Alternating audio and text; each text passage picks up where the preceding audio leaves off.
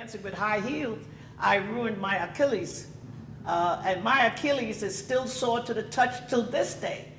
I got neck trouble from that step I did. Even today I don't have no turn of the neck. And I got problems. But at least I can function with my problems. I mean, you can't stop the age process. Just enjoy it. That's what I do. I'm going to try to reach 100. Me and Frankie got a bet on.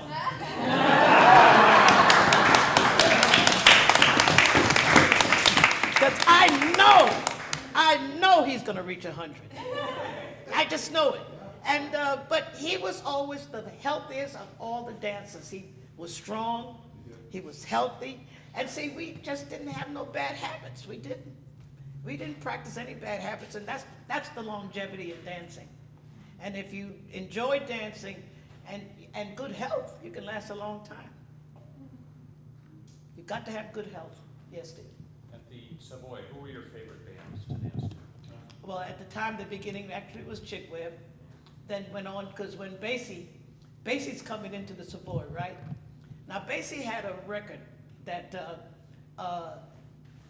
in those days, what we heard was everything to do records, and our dancers like Frankie and them always collected the records.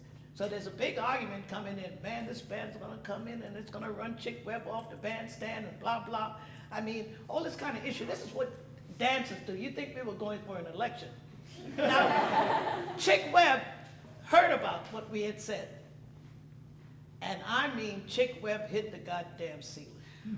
He called us every kind of a dirty name you could call a group, that he thought we were traitors to him to say another band is going to come in here and be better than he was. And that night when we came into the ballroom, we were met at the top of the stairs by Whitey. When Chick Webb goes on, you don't dance.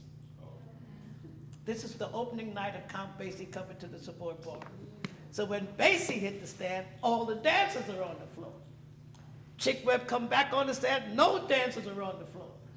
Well, now this is really Whitey, Chick Webb, Charlie Buchanan. I mean, Whitey was showing who he was, Chick Webb was showing who he was, and Charlie Buchanan was in the middle. But it wasn't until Whitey gave the word for us to be able to dance, we wouldn't go on that floor. And that was how Count Basie was greeted at the Savoy Ballroom. I mean, we went through things like you couldn't believe. When Benny Goodman came into the ballroom, the wonderful John Hammond was the one that insisted to bring a white band up to take on the black band, which was the biggest night ever in the history of the Savoy. And when you would hear us, you would think who was going to be king of swing. You'd think we were trying to look like a president. This was that serious, you know? And of course, to us, Chick Webb won the contest. To John Hammond and the white public, Benny Goodman won the contest.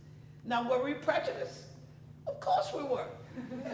You got to face that. But unfortunately, Chick Webb died. And that solved the problem.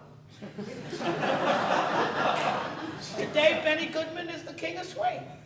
So and I asked the question, did he become the king of swing because he was the best band? Or did he become the king of swing because he was the white band? And that was always the issue. Because black and white was a big issue in America in those days. Everything was judged by color. But everybody came to the Savoy, had to show what they could do, and Benny Goodman showed what he could do. But so did Chick Webb. So John Hammond and I, many years later, argued the point. He said, well, Chick Webb didn't win because he couldn't keep a steady tempo. And he said, Benny Goodman could keep a steady tempo. I said, listen, John, Chick Webb changed that tempo to make sure he kicked Benny Goodman in the ass. And that's what he did. He kept moving that tempo up, and that was what we wanted. But that was always the question of white dancers against black dancers. When we saw white dancer was good, we just upped the tempo. We know he couldn't keep up with us.